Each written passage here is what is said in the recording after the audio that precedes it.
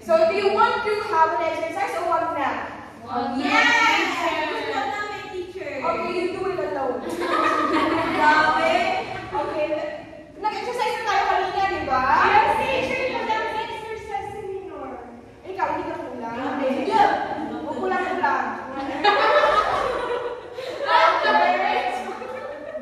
Hindi, lahat naman tayo ngayon may energy. Kasi nag-exercise na tayo kanina, di ba?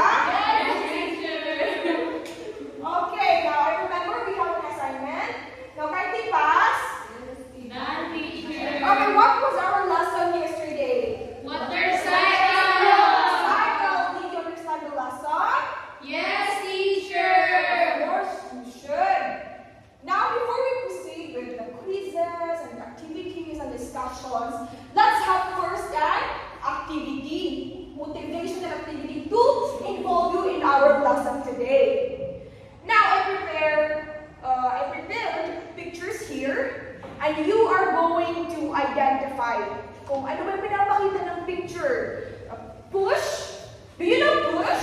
Yes, Okay, of course. And pull, pulling force. Now, we have what letters? What letters? A, B, C, D. Very good. Now, in the first picture, ano pinapakita niya? Push. Wait lang. Which pictures show a pulling force? B. Bakit? Jamaludin, namiss kita. Bakit B ang pulling force? Kasi teacher na gamit niya subag. Gamit niya subak, di ba? When you are going to get your bag, you're using, right? Yes, teacher. Very good. How about C. C? Who answers C? Okay, Mahorsi. Bakit C? Kasi teacher, pinul nila yung bell. Yes. Hindi naman pwede mag-pull na mag-ring ng bell na magandang. Yes, teacher. Hard, di ba? Yes, teacher. Now, the next picture is pushing force naman. So, what images? D. Letter D. Okay, Lisa, bakit D? Kasi po teacher na pinupush niyo yung isa na yung isa. Next page, mo na mag-push sa screen? Yes, teacher. Okay, very good. Ikaw pinupush o ikaw nagpupush? Ako yung nagpupush. Ah, so you never experience. Grabe naman. Next time, magpupo ka dyan. Mas masaya na ikaw ang mag-push, okay? So what else? A. Lukman, bakit? Mamaya lang chika, Lukman. Bakit? Kasi na pinupush nila yung car. Sure ka na pinupush niya yan? Or hindi ba yan? There's an effect to the... Okay, very good. All of your answers are correct. Pushing, when you push the card, of course, you're using para napapalayo sa iyo yung object, di ba? Then, pulling, parang ano yan yung bagay na may stroller, di ba? Yes. Hindi ka naman nagkikita ng bato, di ba? Now, we have ringing the bell and pushing the spring. Okay. Now, did you enjoy the activity? Yes, teacher. Sure, Jabal did. Yes. Okay. So, class, buckle up as we are going on an adventure to the world of forces. Okay? Like yung sinabi mo kanina, pushing and pulling. Now, always remember that force is needed to make things move. Yes. So, force is a push or pull. Pull. That's bad. Pull. Okay? So, do you agree na kailangan natin ng force para mag-move yung isang bagay? Yes, teacher. Yes. It depends kung strong or a little bit strong Yes. or, okay,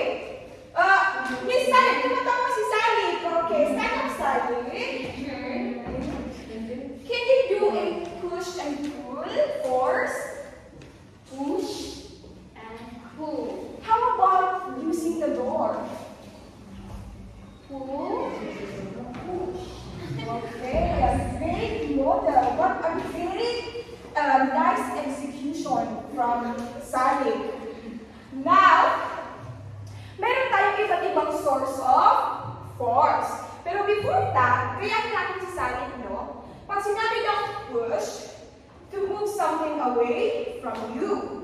Pag sinabi natin pull, to move something towards you. May S dyan. Now, can we do it? Everyone, kamay na magsulat. Okay? Push, pull. Sigurado kayo, tama yan. Push and pull. Push. Very good. Give yourself a 3 claps and the best ka. Kailangan ganito ha.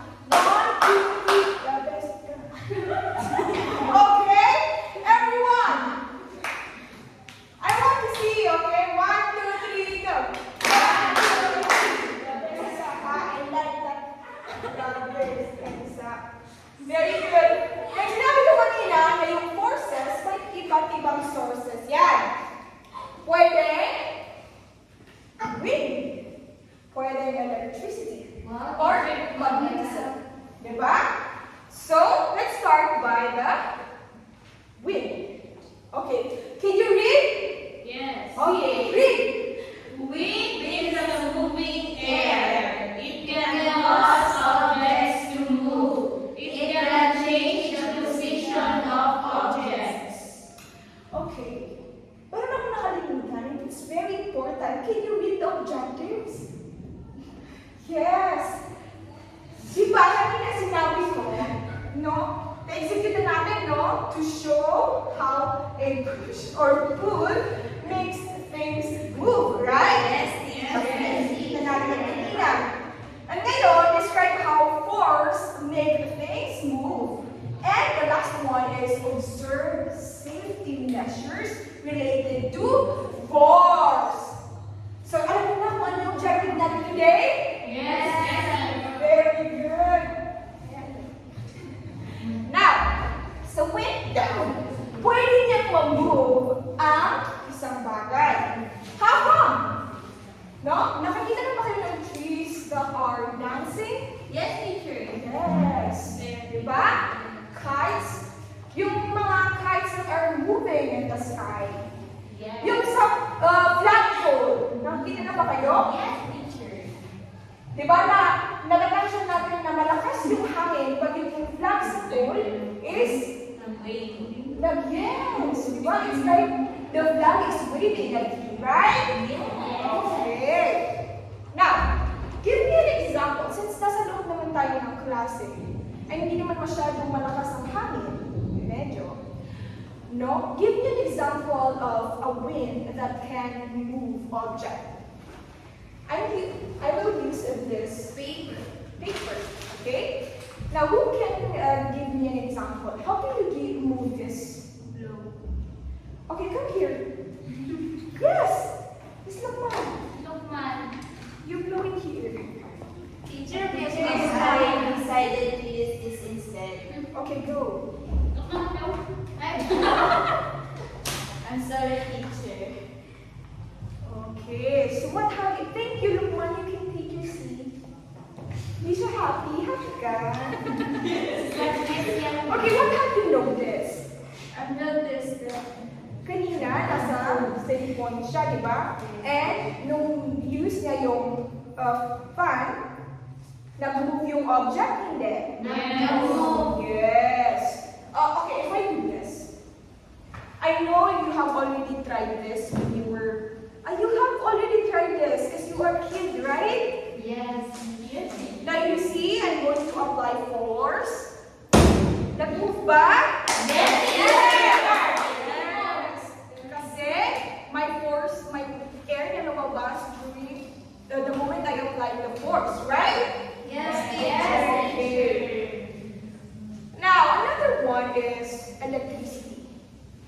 So, sa electricity, it's not literal na mamumove niya yung isang object like that. Okay? Ang electricity, can you read, everyone? Electricity is a source of force. It can move appliances and other machines. So, it doesn't mean na imumove niya yung machine. Okay? By the use of electricity, gumagana yung mga appliances, yung mga machines, right? Yes, teacher. Pag walang electricity, makakapag-phone ba kayo? Gagamit nyo? Hindi. Right? Sino dito yung may mga toys? Na di ba niya? Wala silang childhood. Ang ganda. Wala kayong toys? And that toy, for example, here, di ba, a remote car. Namumove siya because of electricity from a battery. Okay? So, example, sino nag-washing dito yung mga ume, no? Ako, teacher. Yung ume mo? Yes, teacher. Pag may ilaw, nakakapag-washing ba yung mami mo? Naiibig yung machine? Hindi. So, only electricity can work on that. Okay. Let's proceed with, okay, let's have, kasi tumatawa si Salik eh. Diba? Gusto kong ipasagot si Salik kasi parang ang ganda ng tawag niya ngayon. Salik! Teacher daw. Put a check. Let's have a quick activity. Okay? Put a check mark on the things that are moved by electricity. And put X or hindi. Okay? Now, Sally, do you think the holster is moved by electricity? Yung aming teacher na oo. Yung aming bahay, yes. Kasi teacher na may switch. Ito ang same teacher na walang switch. Yes, very good. Now, you Wow. Payaman sila. May toaster sila. Of course. Okay.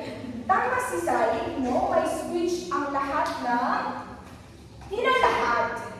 May mga appliances and machines, may switch yan. Pag tinag mo yan, tsaka na yan gagana pag nakakunan mo yan sa electricity. How about the bulb?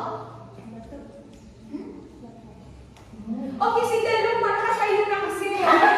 Put a check. May proud ba? Nakakayo mo, teacher. You put check ko. May Oy, electricity. teacher! Teacher, kuya ka, teacher. Tiyak, kuya! Dito mo, teacher Brian. Okay na, dalay niyo. Why, teacher, nalimutan mo yan? Hindi ka lang, teacher, kung sa'yo. Ah, Solar. Wow. Ay, Teacher, good. Oh! How? Bakit nasabi?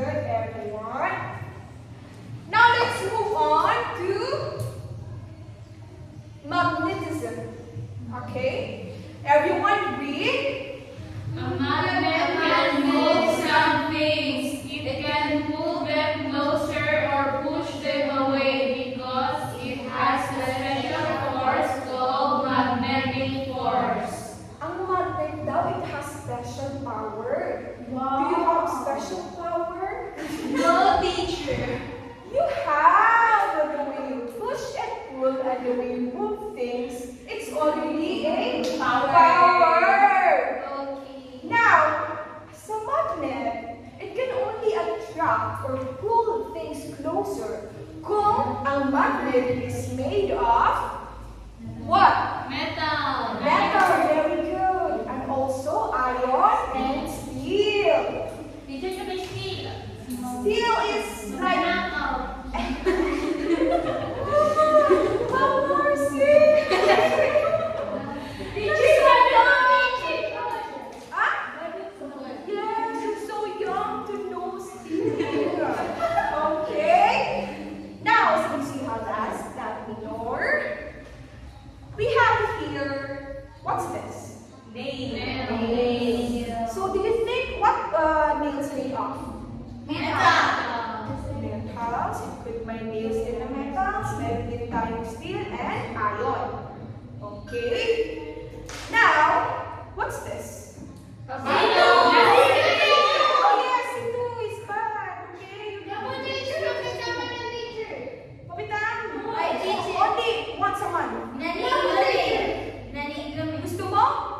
Ano ba gusto? Okay.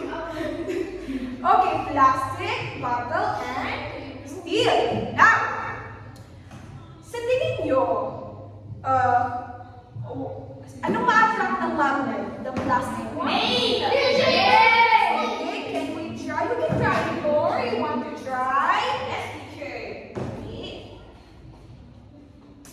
Oh, Wow, easy. how about the...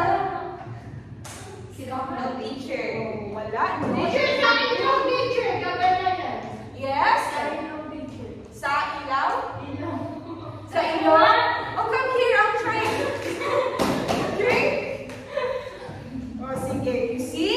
Usually kasi pag metal yan, medyo heavy yan, di ba? Pero sa laptop ko, ang talino ni Jamalugin. Hindi, kasi it's made of plastic. May mga plastic. Okay. Here. Usually, ang metal, ang kukulit ng mga bata, grade 2 sa pagitan. Hindi ko kayo. Yes, grade 2 ka. Ikaw ka, okay. Usually, ang metal, mabigat, right? Pero ang plastic bottle, magaan. Yes. Naintindihan ba?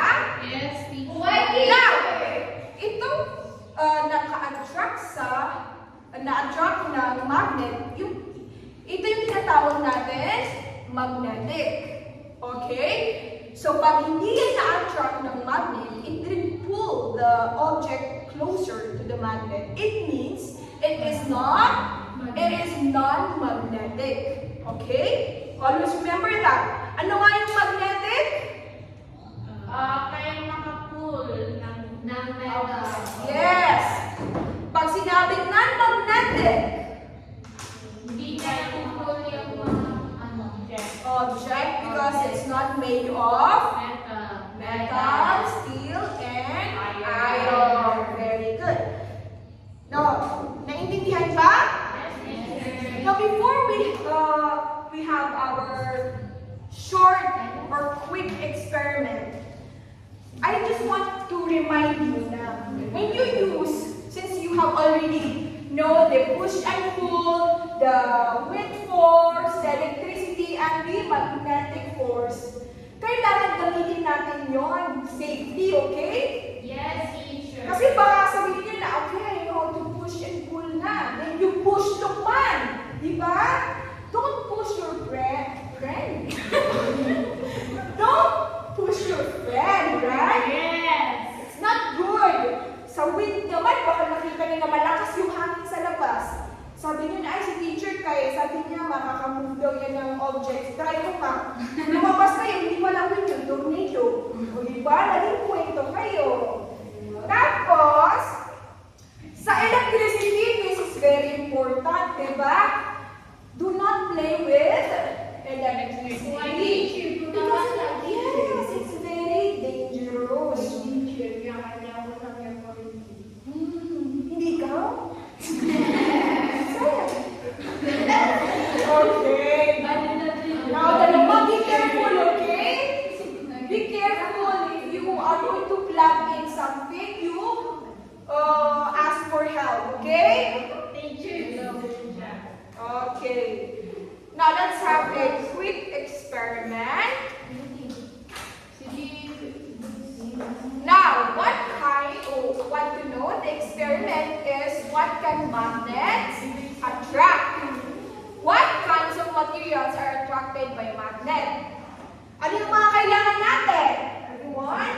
need magnet, magnet, tamtas, tamtas, plastic cord, plastic cord, here, Iron nails. iron nails, paper, piece of paper, Clip. yes, paper clip, And safety pin. and safety pin, safety pin. Okay, now, what to do? Place the objects on the table, okay? Then, move the magnet near the materials on the table. Now, let's have one by one. Okay? Miss Minor. Mister. Okay, can you attract or use the magnet to attract him? Okay. Oh, yes, yes. Or anything. Ano gusto mo? Okay. Nails. Okay. It is magnetic or non-magnetic? Magnetic. Very good.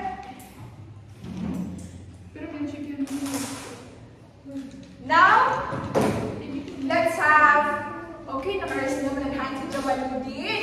Okay, you try. You try. Kung mapul ba ng magnet ang tamtax. Okay? Yes, tamtax na. Be careful. Okay. So, kanina, yung iron nails, check ba or hindi? Check. Check. Yung tamtax? Check. Check. Very good. Now, how about the paper clip? Paper clip. Ito, halika na.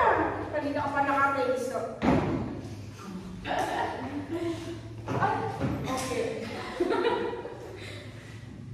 Observe. Everyone. Okay. So, what do you observe? Teacher, magnetic teacher yung favorite thing. Very good. Okay.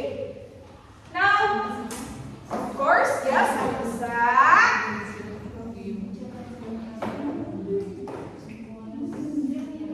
Okay, yung dekat, good. They don't look at picture. Okay, let's have Lukman. Lokman. Teacher, next na si Bago. Plastic cord.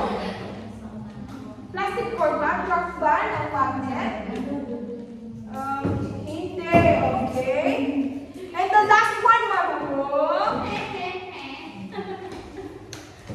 Very good.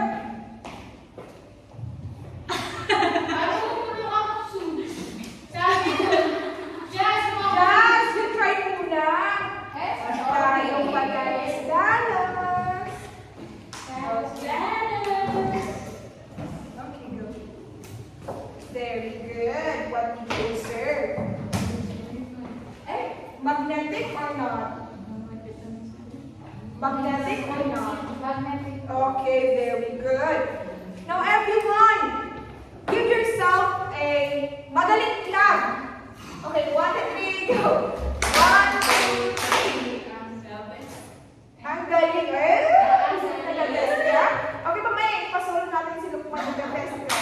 Okay, 1, 2, 3, go. 1, 2, 3. Ang galing-galing mo. Okay. All of your answers are correct. Good job.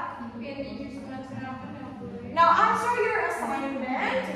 But before that, let's have a quiz first. Same thing. Okay? Done, Oh, teacher. ay, grabe.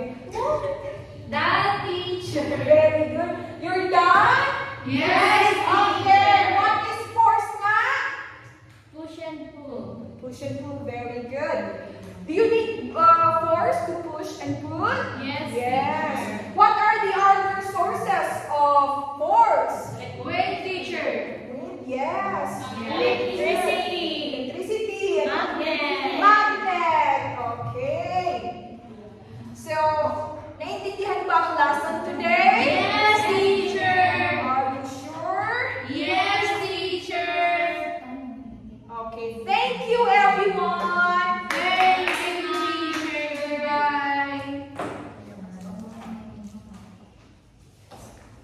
Madu.